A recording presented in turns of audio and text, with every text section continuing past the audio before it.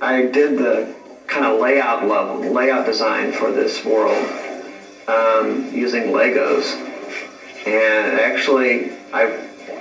actually turned out pretty close to what I did.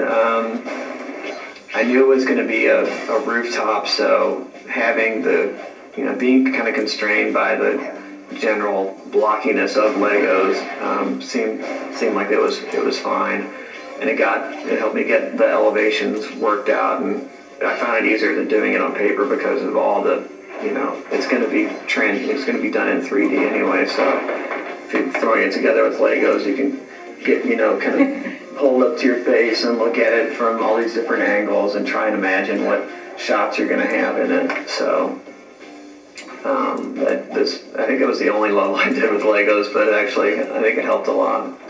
Compositionally, the level was really fun to work on. It was, once he had the letters done and we knew the elevation, then I went in and even from the very first shot, you'll see that nothing overlaps each other. So the level doesn't feel like extremely super full, but it doesn't feel like it's all a bunch of clutter.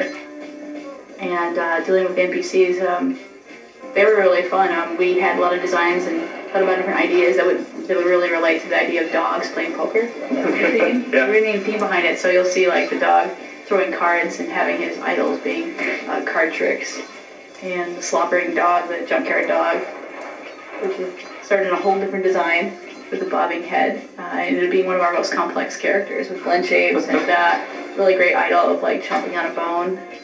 And then at the top, or actually the lower levels, you'll see we call it Dog with Stick, which is totally a play on EP dog sneaking around, and how the idea of this big, cumbersome guy being able to walk so agile with a big stick. And then also the final one, which is you see up in the top level, which is we call him Polly Shackles.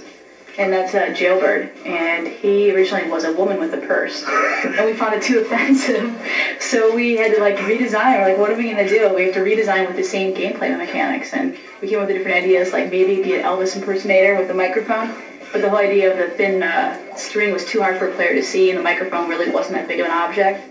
And then luckily Travis came up with the idea that it'd be great for it to be a jailbird, him throwing his ball and chain, and it ended up being a really strong element. It's, with the big ball at the end and a thick chain, it's really fair for a player to jump in, and also, when it's dangerous, so it ended up being a real win-win. Well, a lot of the other game design stuff that's in this world besides the sign came out of brainstorming sessions with the people who were going to, people like Suzanne and Karen and Dev, who were going to be directly involved in how this level was going to get fleshed out.